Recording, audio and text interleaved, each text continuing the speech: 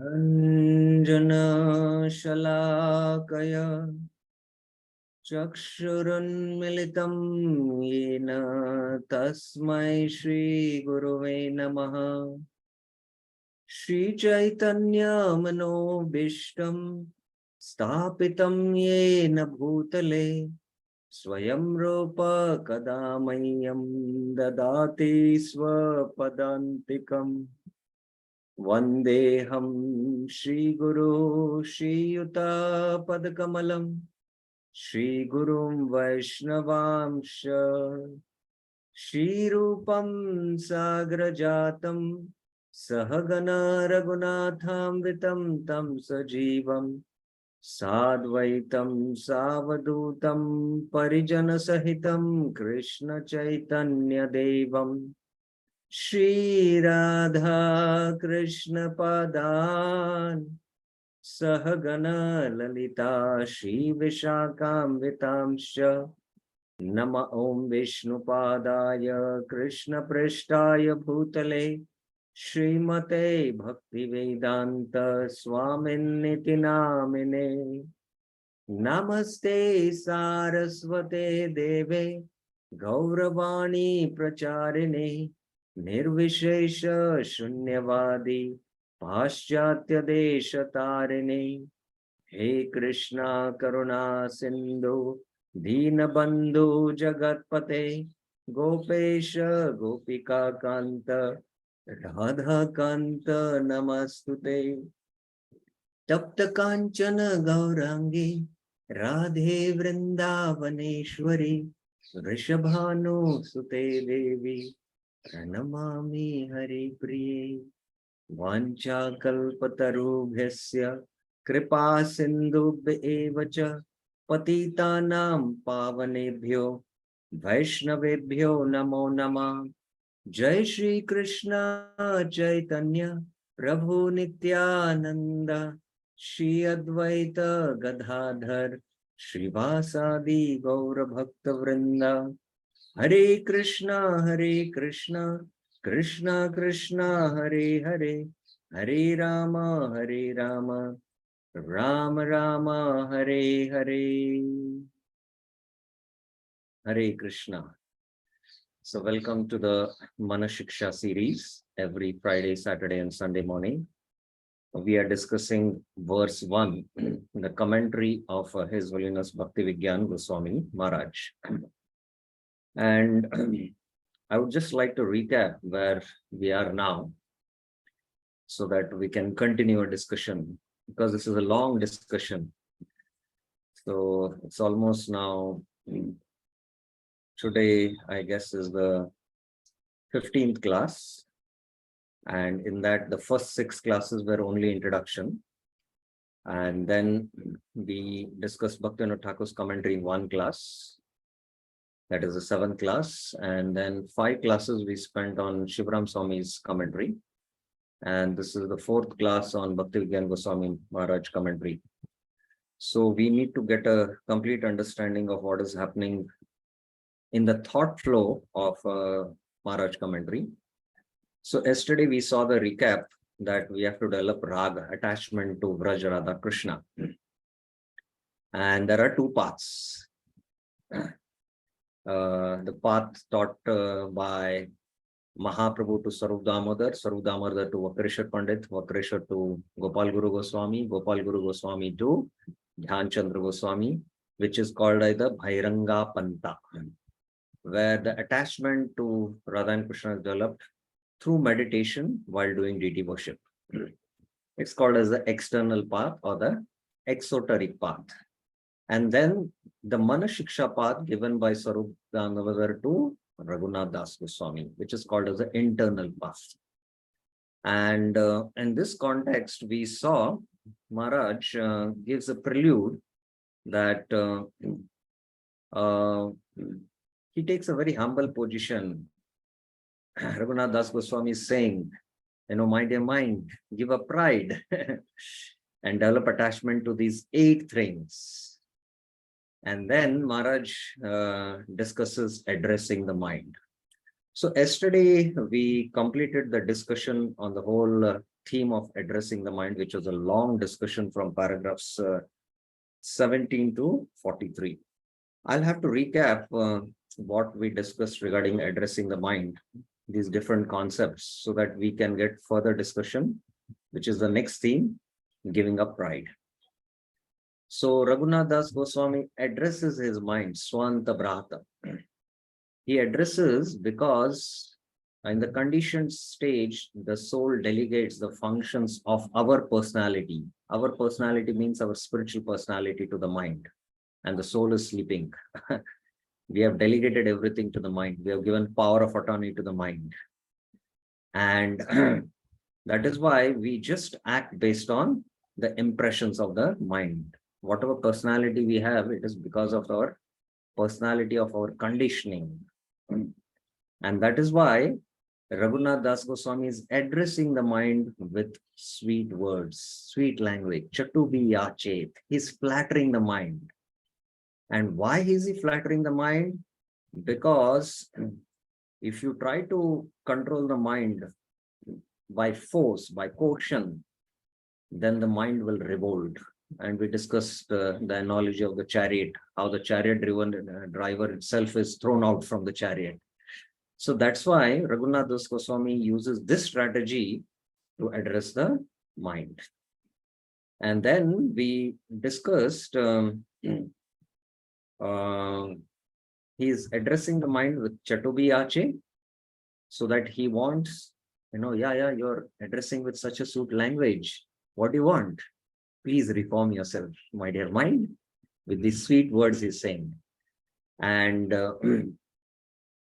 the reason is because we identify ourselves with the tools of sight and not the ability to see. We don't identify ourselves as a seer, but the tools, the instruments.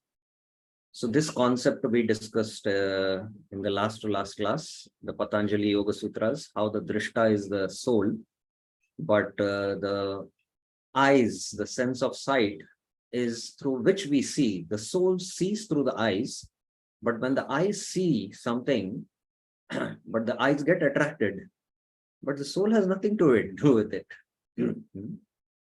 It has nothing to do with it. But yet, because of the desire to enjoy is there, we get attracted and we get caught up. And we forget to observe the observer. The observer doesn't enjoy, and one who enjoys does not observe. This is a very important principle. So we have to become observers, because the seer is the soul. And apart from Maharaj quoting this Patanjali Yoga Sutras, we saw another reference from the Prashna Upanishads, then two references from Bhagavad Gita, 6:20 to 23, and then 5, 8, and 9. Naiva kinchit karomitya. Indriyasya indriyarte tu vartate iti dharayan.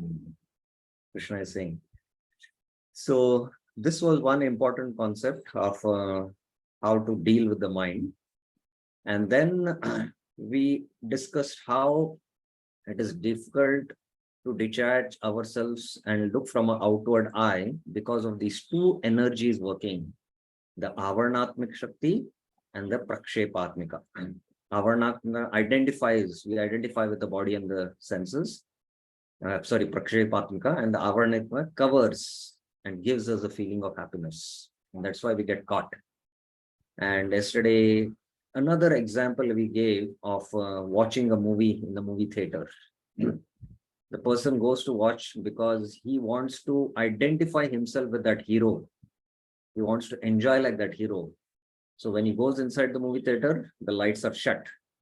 So you forget who you are. The avidya potency acts and you forget your own self. And then the light falls on the screen. So our consciousness, instead of being situated in the self, the consciousness is pulled towards Maya, the material world, the senses, sense objects. And there on the screen, everything is happening. The hero is there and you identify yourself with the hero. So if the hero is killed by the villain, you get a shock. but nothing has happened to you. But because of that identification, so these two coverings, Prakshepatmika and Avarnatmika, this concept we discussed yesterday, and how the example is given of the mind changes which happen because of drug, and we feel we are liberated and we feel we are happy. So similarly, for the enlightened person, we are also no less than a drunkard, because anyone who thinks he's this body is in an intoxicated state. So this is what we saw. And then if we take the position of observer, then we don't create karma. And then we saw the example how when a reaction comes to us, somebody blasts us very heavily, we might, react back, we might express, or we might, hold on and suppress that feeling. We are feeling angry inside, but can't do anything. But it goes deeper and it will come out in some other ugly form. Or we might process, oh, this is because of my karma, let me face it. But all three are wrong. We have to take the position of a observer. Oh, this is just a wave of anger which has come on the screen of my mind. I just observe it. So that is where we have to head towards. And then how these different spiritual paths give the method how we can come to this point of observer. The bhakti path is to perform our sadhana, tolerating the dualities. And then yesterday we discussed that our material personality is connected to our roles which we play. I am mother, I am father, and then we are absorbed in those duties, that identity, that false identity we have given. So Raghunath Das Goswami is giving us how to develop our spiritual identity, that is, I am the servant of Krishna. To develop that, then you'll have to identify with, I am the servant of my Guru. I am belong to Vrindavan. So go stay. And then I am the servant of the Uttamadhikaris, Goshtaleshu. So like that, Raghunath Das Goswami is giving a strategic planning how to cut off our material identity and material roles and take up our spiritual identity and spiritual roles. So this is where we finished our discussion yesterday. It's very important that we get a clear recap of what we have discussed. Now, to give up our material identity and take up the spiritual identity, the greatest hurdle is pride. And that is why Raghunath Das Goswami is saying, Sada Dambam Hitva. Just give up pride. He's instructing, with sweet words to the mind. And what is his instruction? If the mind asks, please give up, my dear friend, Bratu, brother, I am falling at your feet. Please give up pride. Because if this is one thing we can give up, we can develop our spiritual identity. So now let's come to this scene. At the moment, we are victims of a false program installed in our mind, a program called karma. Few years back, there used to be tape recorders and there used to be cassettes, if you know. And these cassettes were 60 minutes or 90 minutes. And the moment you play the cassette, whatever is there on the tape, whatever impression is created on the tape will play for 60 minutes or 90 minutes. So similarly, when we are born, our tape plays of the impressions of our conditioning. So it's just, the mind's impressions which we act, and the soul is always looping. So for 60 years or 90 years, it's only the program of karma which is going on. This program causes us to suffer, making other people around us to suffer, too, due to all the vices residing in our mind. And here Raghunath Das Goswami says, there is one thing I beg of you, Sada Dambam Hitva, cast away all pride. This is the first request. Everything is supposed to start with. This is the first instruction to the mind. So we discussed this very important principle in the beginning when we studied Shivram Swami Maharaj overview, that all the time we have been taking instruction for the from the mind. It is now time to give instruction to the mind. So what is the instruction we should give? Sadadambam hitva. Next paragraph. If you have any questions, you can always raise your hand. Sada dambam hitva. Sada means once and for all. So that is the meaning of sada. And sada also means that all the time you should give this instruction to the mind. Because you might think you have given a pride, but again pride will come up. And again you will have to instruct. Hitva means cast away once and for all. And damba means pride, deception, or the propensity for deception and hypocrisy.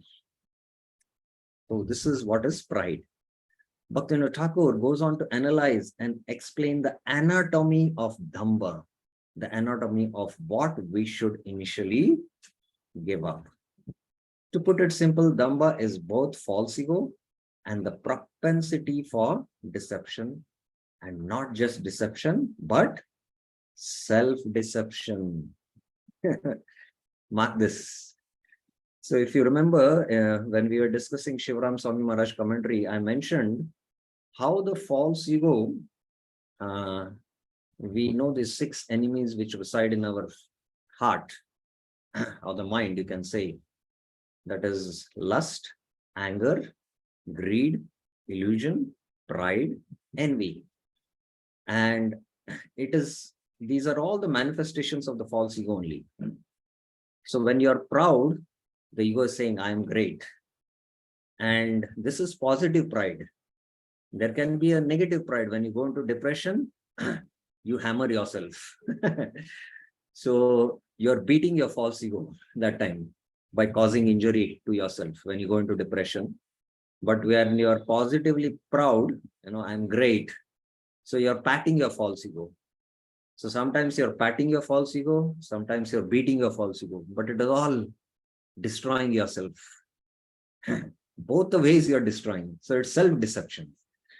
So this is how the connection between the false ego and pride, and lust, anger, greed, pride, and then envy. And envy is manifested in the form of pride. And the opposite of pride is humility. So to develop that humility, we have to give up pride. We have to cast away this tendency towards self-delusion in order to reach our spiritual goals. So if we try to deceive ourselves by self-deception,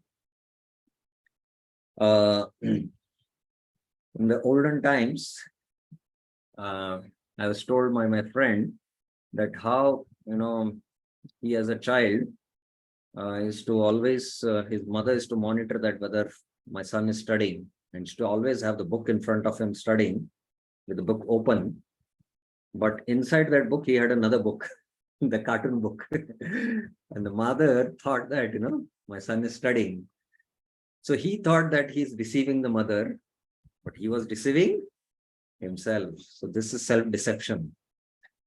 So sometimes now it's more dangerous in today's world because of having these devices called as smartphones or gadgets, or what all iPads, or I don't know what all devices we have.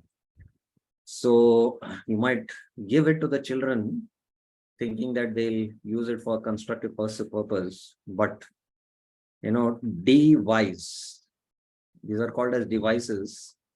And if you decode this word device, D and vice, so you will develop vices.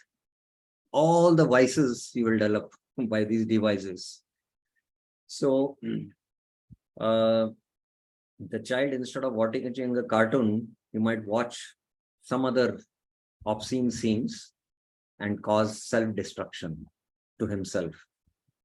And after watching it, then he will go to the browser and he'll say delete history, and then he'll give back to the mother. Mother will think, oh, he has only seen the cartoon. So he thinks that by intelligently clearing the browsing history, I have cheated my mother, but actually he's cheating himself.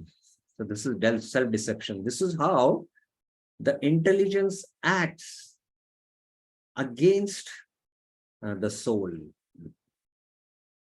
And why this intelligence acts against the soul? Because the intelligence is now corrupt. It is under the subjugation of the false ego. And the intelligence is under the subjugation of the mind, and the mind is under the subjugation of the senses.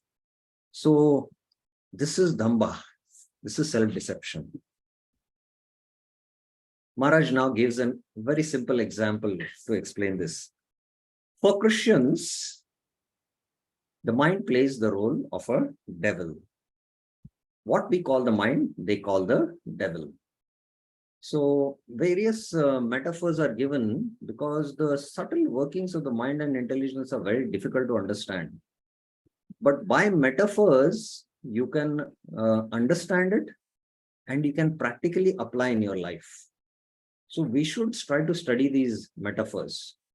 So in the Vedic tradition also, there is the good dog and the bad dog given. So the good dog says, oh, let me do some pious activity. But the bad dog says, oh, go and do sinful activity. So when these two dogs are barking, usually what is the tendency of the conditioned soul to do? Anyone, raise your hands. When these type of noises, the good dog is saying, no, let me go and do some charity, go to the temple and give some charity. And the bad dog is saying, no, go to the liquor bar and enjoy. So these two voices there are two dogs which are howling inside. Usually, what is the tendency of the conditioned soul to do? Anyone? Raise your hands. Only 2 hands have been raised. I think others don't get any instructions from the good dog or the bad dog. Okay, only 3. I would like to see others. Yes, Vasily Prabhuji. Hare Krishna, Prabhu. Probably the conditioned soul would likely to listen to the bad dog, because Yes. we are conditioned souls, but for a reason. Yes. So the general tendency is to listen to the bad dog. This is the conditioned soul. It listens to the bad dog and follows its dictations. And the more you feed the bad dog, the more it will become stronger inside. And with stronger voice, it will every time dictate you. So this is how our conditioning happens. So now, as a rule and a principle, what we should do? What we should do is, when these two voices speak, when it is a good activity, like a pious activity to do, immediately we should act upon it. But our tendency is to procrastinate, delay that. And when the bad dog's voice we hear, we immediately act. But what we should do? We should say, no, I will do it. We should, chatubi, with sweet language, tell the mind, I will do it. Hold on for some time. I will do it. You have to procrastinate it, postpone that. But our condition is we do the opposite. So this is very important, principle which we start applying now in our lives. The devil appears as a serpent, tempting us to eat the apple so that we can become God. This describes our propensity for deception. The mind flatters and charms us, saying we can do anything and be anything. Hence, Raghunath Das Goswami says the first step should be Sada Dambam Hitva. We should cast this Damba not just once, but always, because the serpent isn't sleeping. It is there. It is always there. Never think it will go for sleep. Even when you sleep in the night, it is acting. All the time the mind is acting. Next paragraph. Bhaktivinoda Thakur explains that this Damba or pride has 6 constituents. So we saw in Bhaktivinoda Thakur's commentary how there are these 6 constituents of pride or Damba. And Bhaktivinoda Thakur keeps his explanation very simple. But when we studied Shivram Swami Maharaj commentary, we saw the 6 elements of pride. And anyone remembers how do we destroy these 6 elements of pride? Raise your hands. I would like to see how many remember. Yes, Dr. Archana Mataji. And Hare Krishna Prabhuji Dandat Pranam. I haven't raised the hand. Oh, okay. So who remembers what is the solution Shivram Swami Maharaj gives to counter the 6 elements of pride?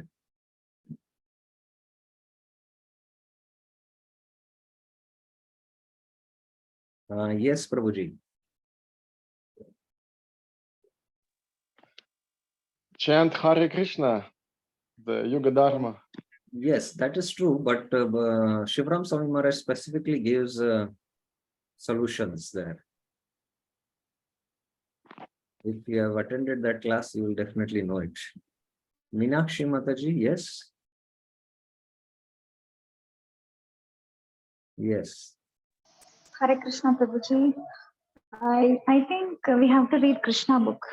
The Yes, pastimes of we Krishna. have to read Krishna book, the killing of the demons, because these demons are anarthas in our heart. And by reading Krishna Leela, especially Krishna killing all these demons, these represent different elements of pride. And of course, Krishna is non-different from his holy name. By chanting Hare Krishna also, these demons are killed.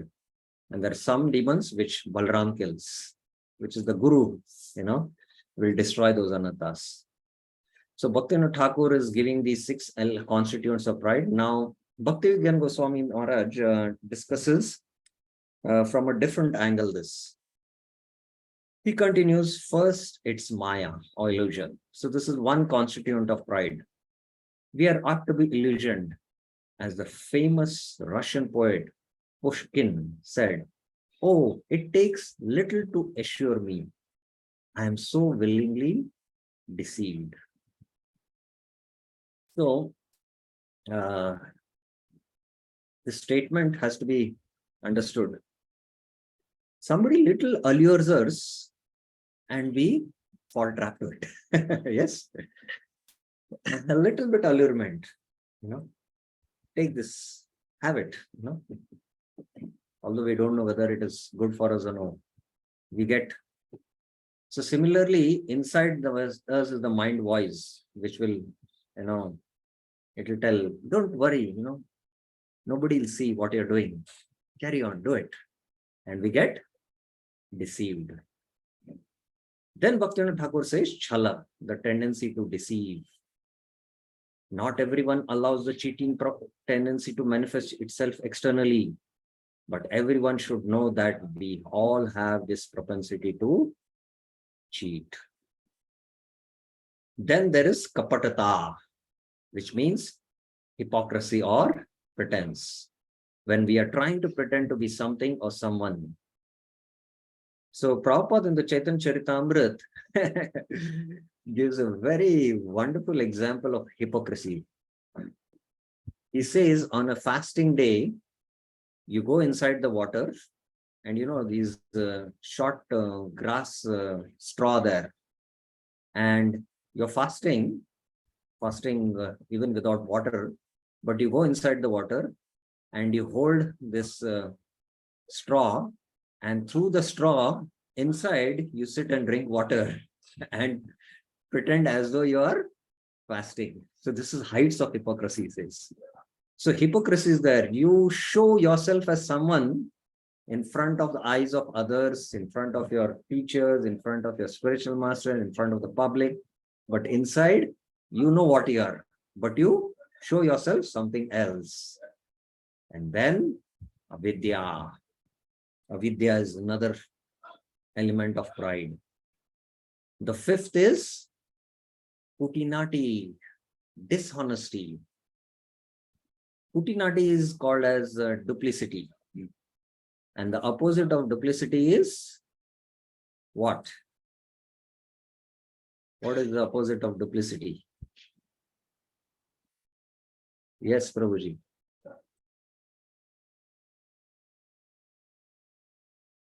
Yes, Birendra Yadav Prabhuji, you first raise your hand. It is simplicity. Simplicity. Now, anyone knows the definition of simplicity? Raise your hands. Anyone knows the definition of simplicity?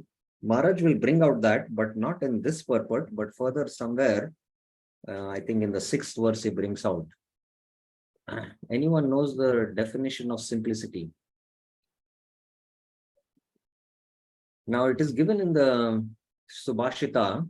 Oh, one hand has been raised. Yes, Mataji.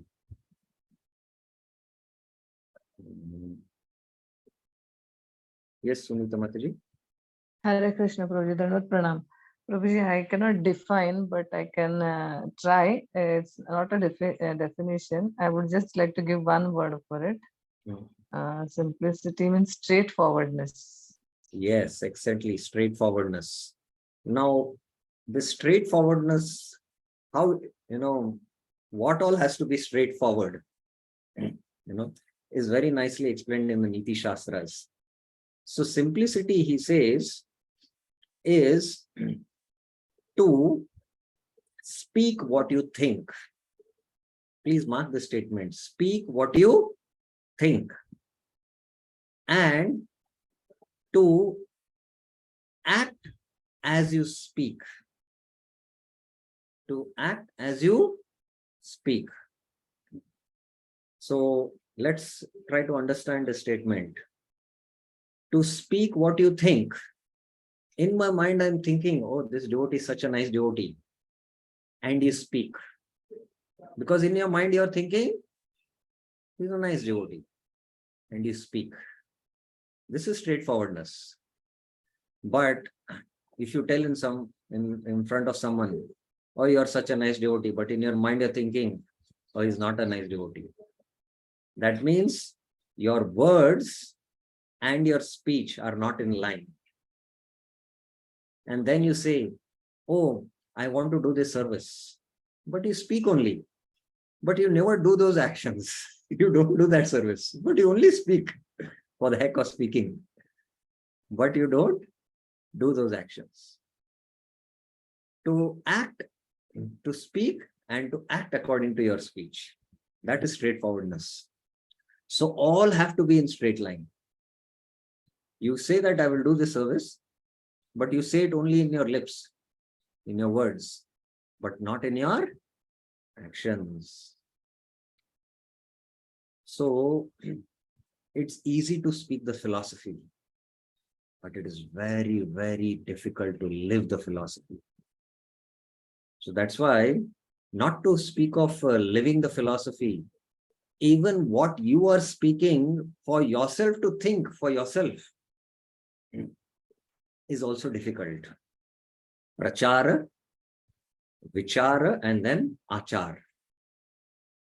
Prachar is speaking, vichar is what you're speaking to think for yourself, and achar means to act according to what you're speaking. So among the three, which is the most easiest one? Raise your hands. To do. Ras Paran Mataji. Yes. Prabhuji, prachar. Prachar is the most easiest to give. Pravachan is most easiest. So once I was sitting in a Bhagavatam class and the devotee was giving a class, and I had studied the purports and whatever subject he was speaking, I knew it. So I could not concentrate because my mind was, I know this already, what he's speaking. But then suddenly I paused and I thought, yes, but have you applied that in your life? So it is very, very difficult to instruct your own mind and apply those teachings to yourself. We are very eager to, give instruction to others and mold others. But to give instructions to oneself, the mind, and mold oneself is very, very difficult. So vichar is on a higher level. And achar means to act according to the scriptures. And that is acharan.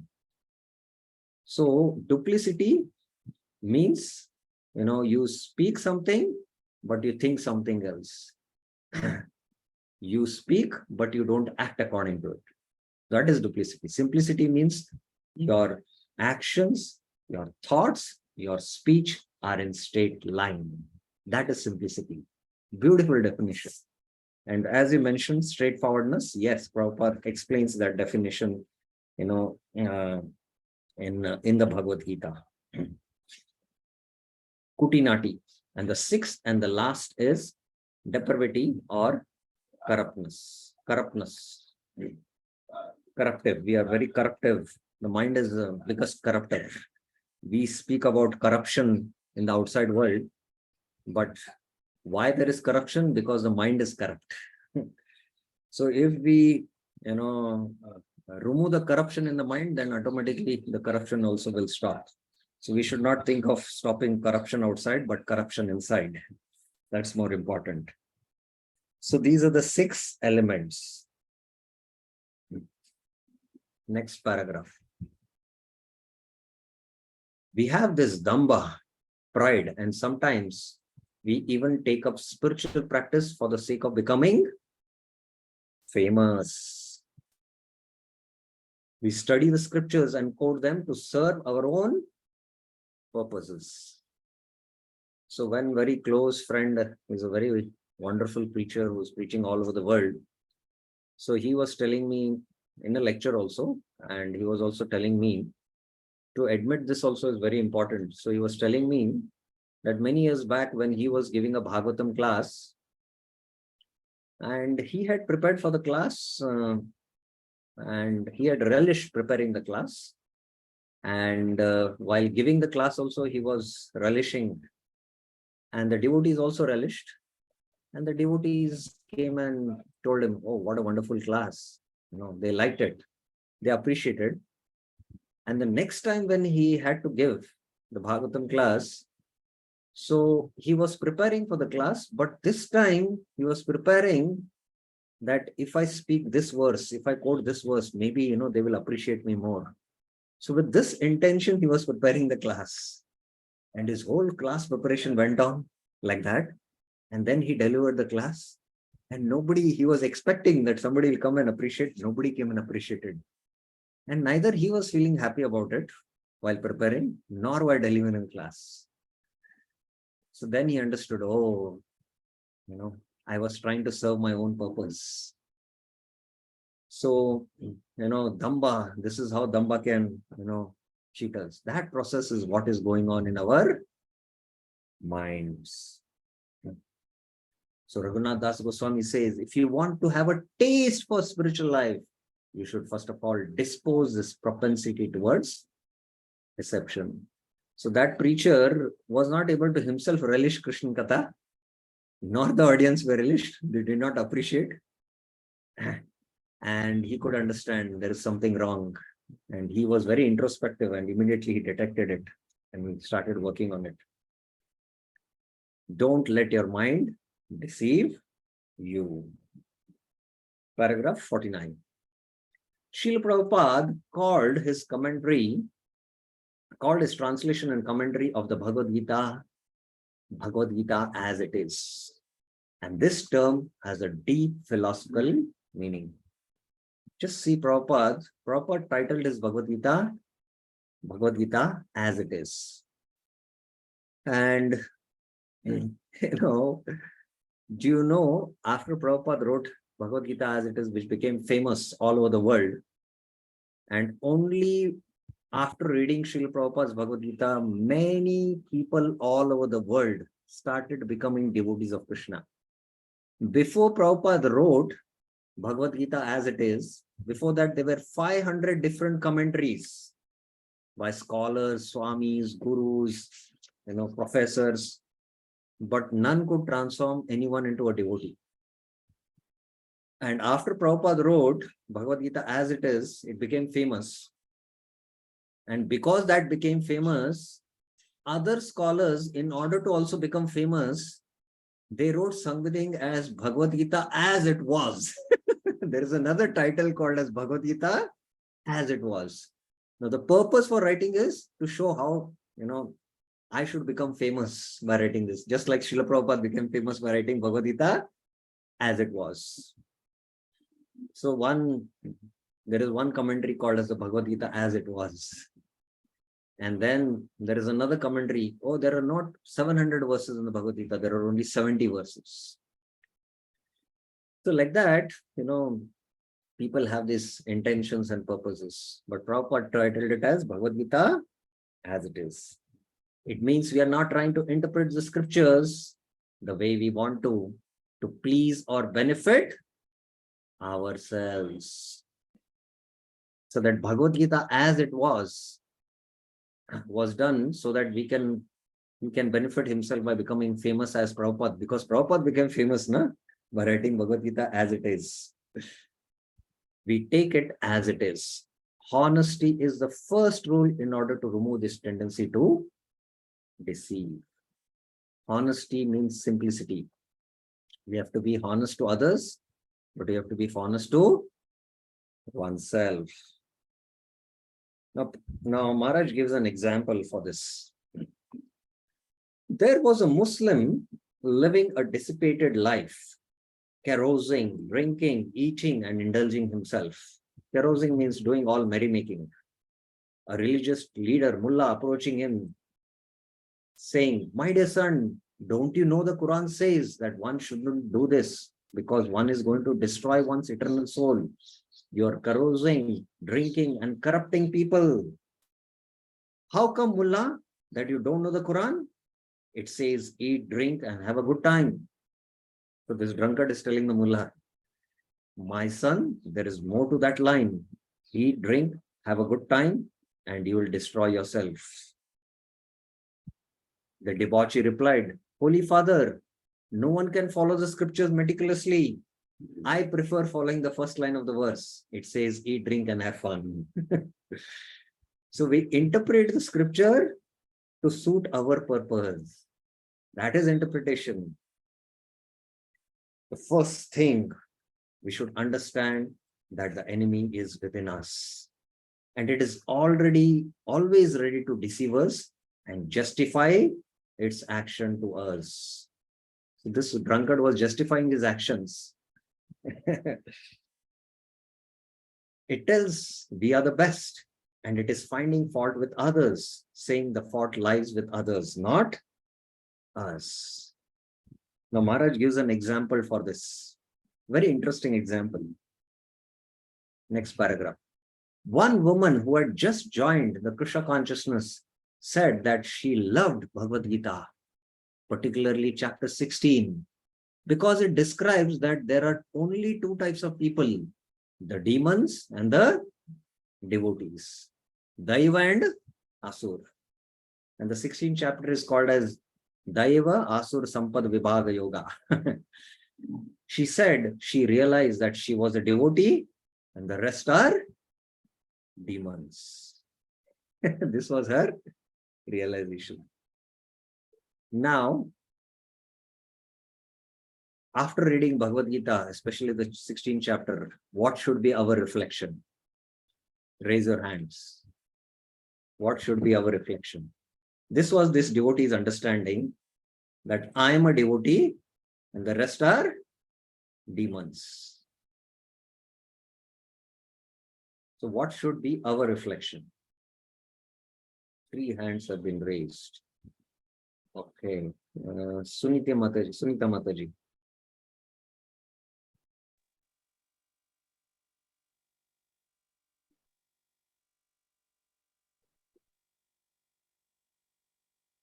Yes, Mataji, I've unmuted you.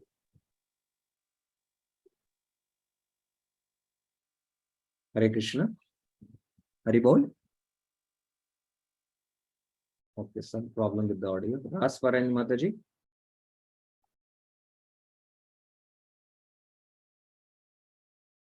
Hare Krishna. Yes, Mataji.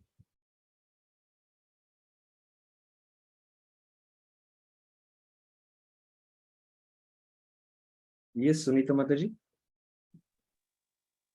Hare Krishna Prabhuji. Yes. After reading the 16th chapter, our reflection should be that I am a demon and others are devotees. Yes. I am a demon. All others are devotees. This is a very elevated state of consciousness.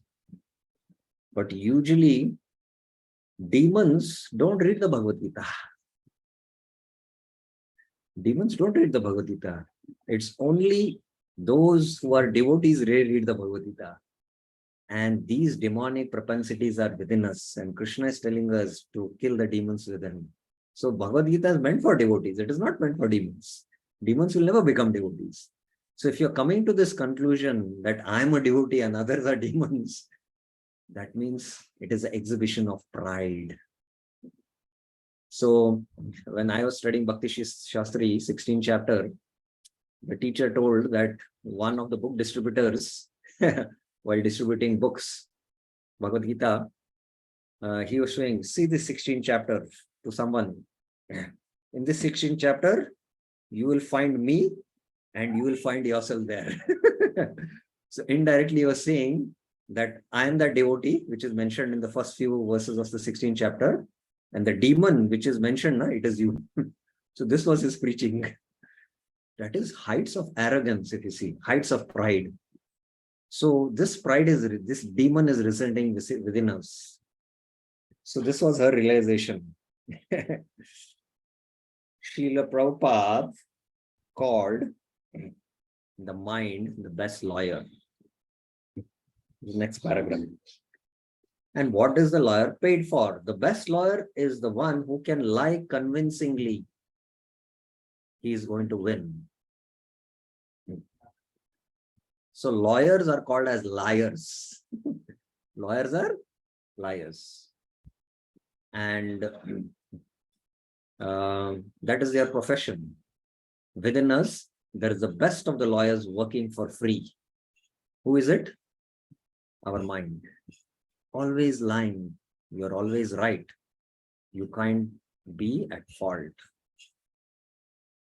So once you tell a lie, and if you keep on telling that lie, that becomes like a truth for you. So that's how that propensity to lie is so deep-rooted. And in fact, it is such a subtle phenomena,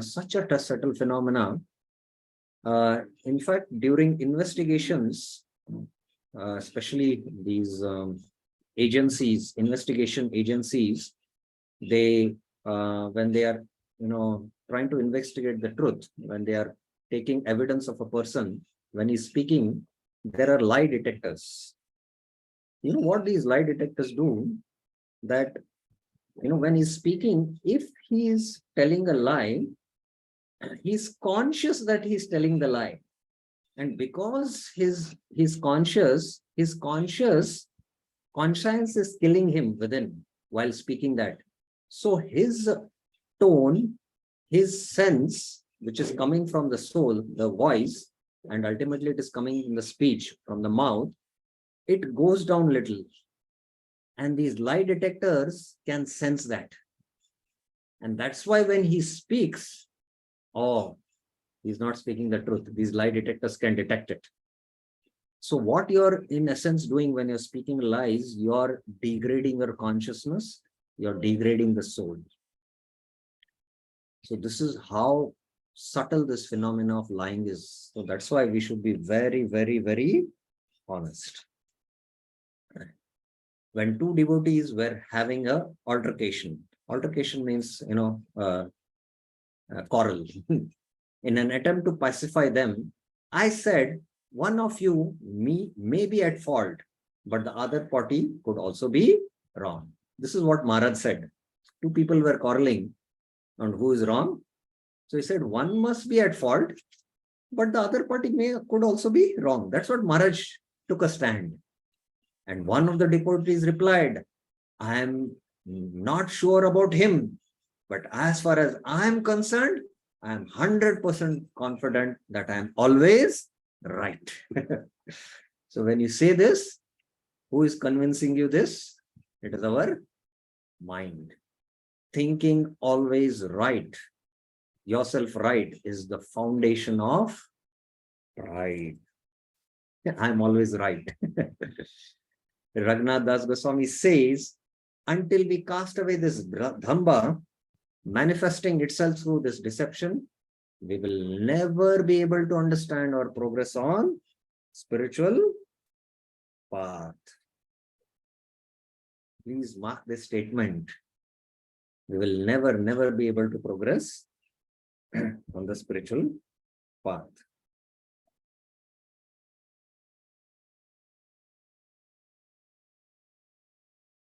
Paragraph 55. Therefore, Raghunath Das Goswami says, Sada Dhambam Hitva. Always be on guard and remember that the mind is forever willing to deceive. So I hope the deep import of Sada Dhambam Hitva, give up this pride, why it is, what are the reasons. So we studied all these various reasons up till now. Let's go to paragraph 56. We should always remember that the source of Damba is within us. Damba means identifying with the material body and even more with the material mind, which plays roles. When you say, I am a Brahmana, that means I am this body. I am having a superior body.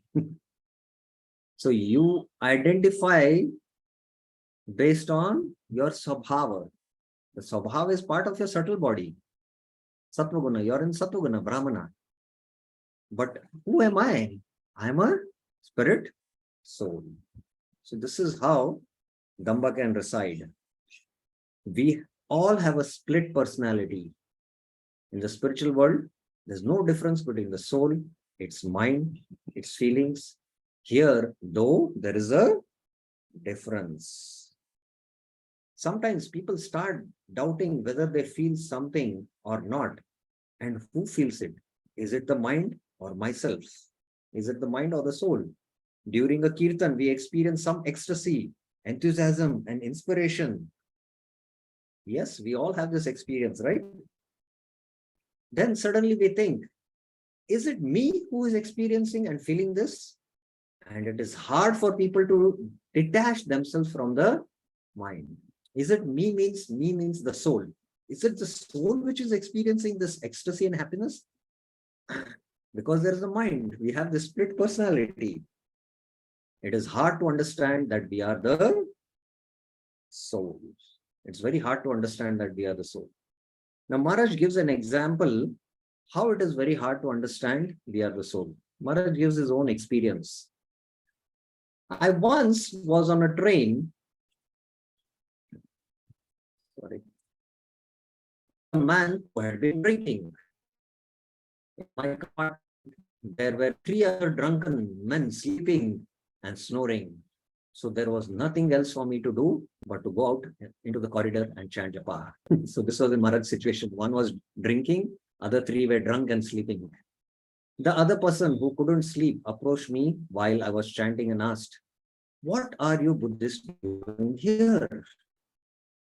As the conversation went on, I started to explain him the nature of the soul. He said, I said, "You are the soul. Just look, everything about you has changed. Your mind, your body. In your childhood, you are different, but the soul remained unchanged. You remain unchanged. Try to remember what you were like as a child." So this is what Dehino Asmin Yata Dehe Kaumaram Yauvanam jara tata dehantar prapti dhiras tatra muite. Maharaj explained this verse. Then, what was his response? He kept thinking for a while and then said, no, it wasn't me. It was another soul. So this is the, this is how intelligently he came up with the answer to avoid his true identity as a soul. No, it was not me. That soul was not me. It was some other soul. So you can imagine how the mind can deceive us. When Srila Prabhupada started his Bhagavad Gita classes in New York, every alternate day, the first thing Prabhupada was hammering, you're not the body, you're the spirit soul. So one hippie came and asked, if I'm not my body, then whose body I am? So he was still thinking that I have to be this body. How can I not be the body? So it is very difficult for us to realize that we are the soul. Paragraph 60. The mind is a source of pride. It makes us play every role possible, except the role of Jivera Sarupoy Krishnera Nikdas. In the long run, we try to work these prideful roles into the spiritual realm. Please mark what Maharaj is saying. I want a position of a temple president. I want to be a position of a sannyasi. But Mahaprabhu has given the philosophy, Naham Nyasi, Naham Brahmana Vaishya Shudra. What is my designation? Gopir Bharto Padakamalayo Das Dasanu Das. This is my real constitutional position. So these prideful roles also come into the spiritual realm. There is a very important point we have to understand. Even being on the spiritual path and theoretically accepting that we are servants, remember, theoretically, and any authentic spiritual path teaches this position. We don't always reconcile this within. So even in the spiritual path, it can come. Prabhupada in the Bhagavatam purports mentions how these politicians don't retire from their post till death. And sometimes if we are in a post, even in a spiritual organization, we don't want to retire and give it and take up a different, go more into our spiritual activities. Even when we are old, we want to still hold on to that spiritual position, spiritual role of a temple president or whatever it is. This tendency is there. Even those who are following the spiritual path. Jiva Goswami gives a very interesting explanation of what knowledge is. He says that knowledge is the essence of experience. Knowledge is what we have experienced. It is equal to perception. When Krishna begins speaking about what knowledge is, he starts with these two words. Amanitvam adambitvam ahimsa shantirarjavam. These are the verses, Bhagavad Gita 13.8 to 12. The 20 items of knowledge. To gain true knowledge or true experience, to approach God, we should first of all cast away our passion for honor. Amanitvam. So the soul by nature is gentle and humble. Opposite of, damba, amanitvam is humility is pride. And adhambitvam, dhamba, he's telling, give up pride.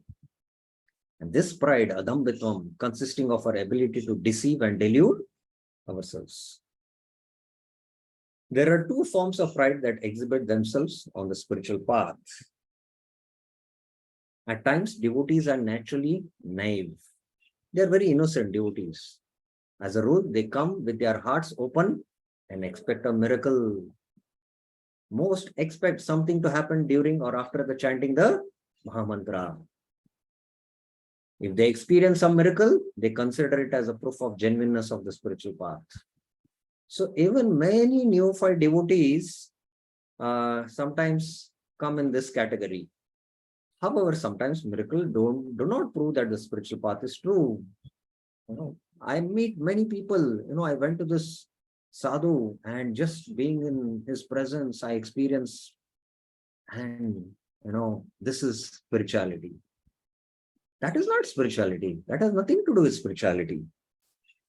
In southern India, there lives a so-called incarnation of God who works miracles on a regular basis. Although he does some tricks, he can also perform miracles. Many people can attest that he materialized an object in front of their eyes, or he came into their dreams and saved them in some situations. I know many stories about that, but time doesn't permit. But we have heard about all these. At the same time, this person claims to be a complete incarnation of God. Some people in their frenzy even stigmata on their hands and begin bleeding. That means they can, just do some transformations on you also. There can be blood or wound coming in on your hand. And, you can experience these things. They can do that. However, this is not at all proof of true spiritual experience. It is not at all the proof of their intimacy with God, because the mind can be the cause of all these miracles.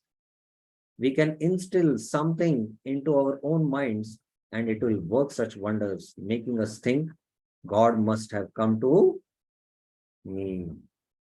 There are a lot of examples of false spiritual experiences, contactees, psyches, mediums, magicians, and pseudo incarnations.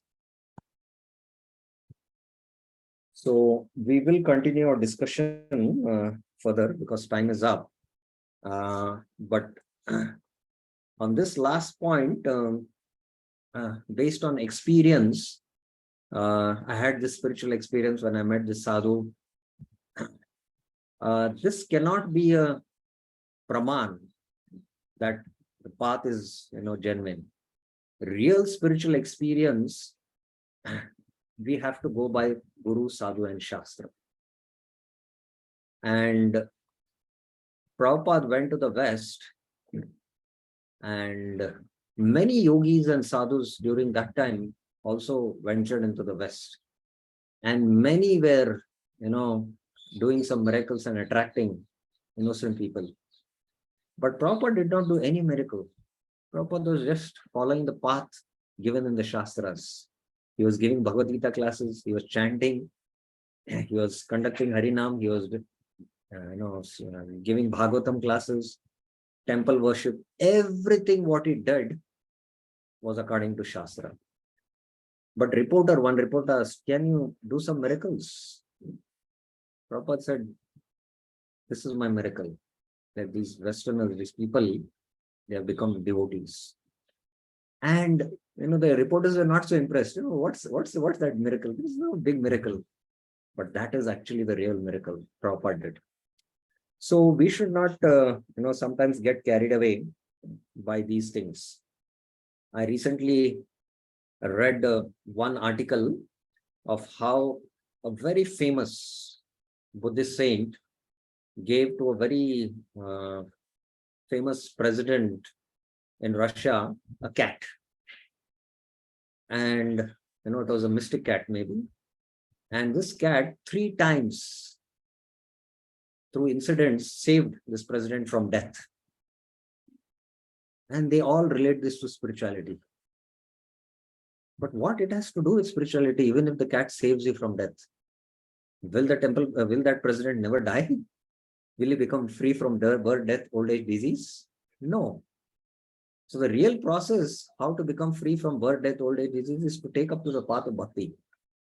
So these kind of things also can be a kind of deviations. And that's what Maharaj is discussing here.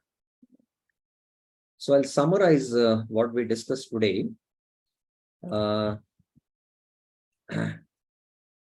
Das Goswami is addressing the mind sweetly, Chatubi. And the reason is why? Because how the mind works. And we saw that in the yesterday's class. And what is he instructing? Give up pride. Stada Dambam Hitva. This is the first instruction. And what is this Damba? Damba is deception, self-deception. We explained what that. The Christian example was given of the good dog and the bad dog. How we always follow the dictations of the bad dog. We immediately do the activities of the bad dog. And we postpone the activities of the good advice of the good dog. But we should do the opposite. And these 6 constituents of pride: Maya, Chala, and then there is Kapatata, Avidya, Kutinati, and then there is corruptness. Damba. We should give up this Damba. And if you want to taste a real spiritual experience, only it can happen when we give up pride. And then we explained how deeper meaning it has for proper titling as it is. And how one more scholar wrote a Bhagavad Gita called As It Was in order to become famous. We want to interpret. And Maharaj gives the example of this Muslim whom was interpreting the instructions of the Quran to suit himself. So this is how Damba works for, and then how we find fault with others, but fault lies within us. How this woman was saying that, I'm a devotee, all others are demons. And this is how the best lawyer works for us within us, free. And how when we say that I am right and you are wrong, this is the foundation of Damba or pride. So we should give this up. And only then we can experience real, genuine spiritual experience. And we should not go by, how I feel and what that experience is. We saw that how it is difficult to know that we are not the body, we are the soul. Maharaj gives his own experience while traveling in a train. And this pride is so subtle that it also comes in the spiritual path. We take up some spiritual role, that I am temple president, I am temple commander, and we should be very careful about this also. And knowledge means, Krishna is saying, Amanitvam Adham Vitvam. And how pride can exhibit itself in 2 ways. Maharaj explained the first one. We are a knave and we want some experience, when we chant, and then we'll consider, oh, it's true. If we don't get that experience, we say, oh, no, it's not a true spiritual path. We want some miracles to happen, and then we consider it as true. So we will continue this discussion tomorrow also and conclude this discussion on pride. Okay. So any questions or any clarifications on what today we discussed?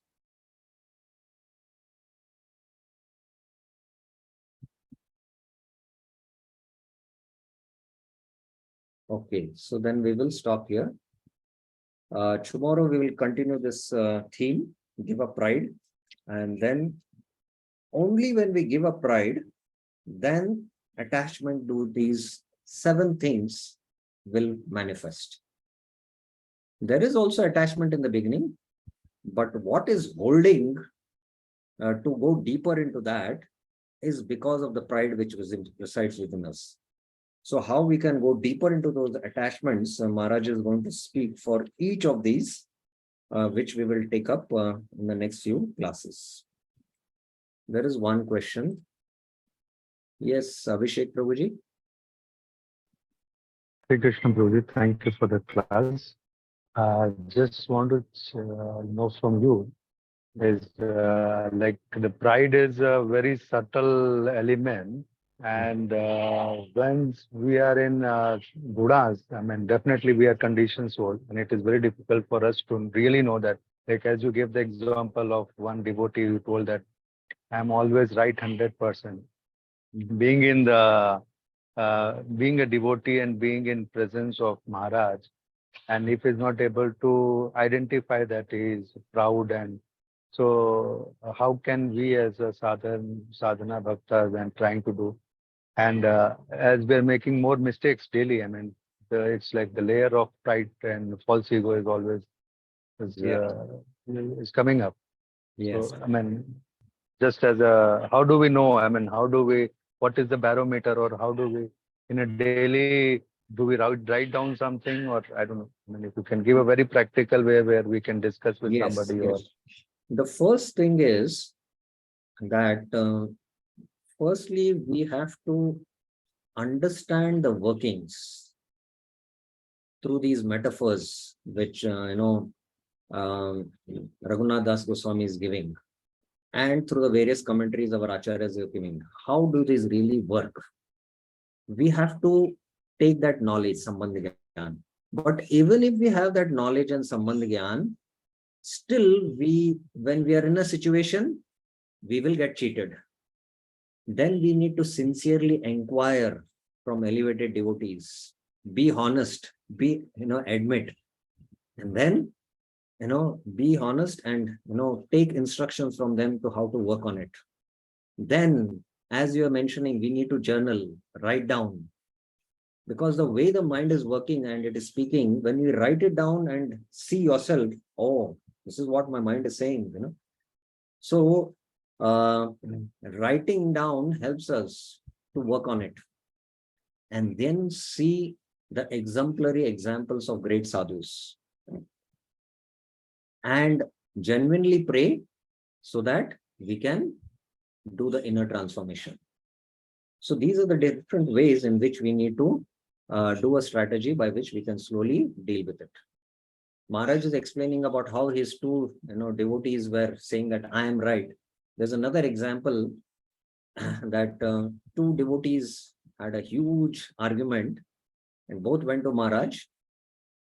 And then Maharaj heard both the things. And although Maharaj knew that the other person was right, Maharaj told, although you are right, still you ask forgiveness from him. This devotee was taken aback. Maharaj, why are you telling, although when I am right to ask, why I should ask forgiveness? He should ask forgiveness. That's because it is good for you to develop humility. So this, because Maharaj told him to ask, he ultimately, asked forgiveness, although he was right. So although you are right still, but, you take a step down, that is sign of humility. So if you're ready to develop that humility, you're going to get the treasure of Krishna praying. Because until you come to that point, there's no question of, relishing bhakti rasa. Trunadapi sunichena, karorapi sakshuna. Amanina manadena kirtane sadhari. One who can do kirtane sadhari, why is he doing kirtane sadhari? Because he's relishing nam ras. And why we are not able to relish nam ras? Because all these elements are sitting within us. So these are the ways which we need to work. We need to have Sambandha Gyan by studying, hearing Shastra from all these acharyas who have given us, the contemporary acharyas given us. When we come across it and we reflect upon it, we do journaling and be in the association of sadhus who have these genuine qualities and confide to them with sincerity and honesty and ask their mercy. And slowly, by these ways, we can overcome these subtle workings within us, which are real stumbling blocks in the path of devotion. Is it clear, Prabhuji?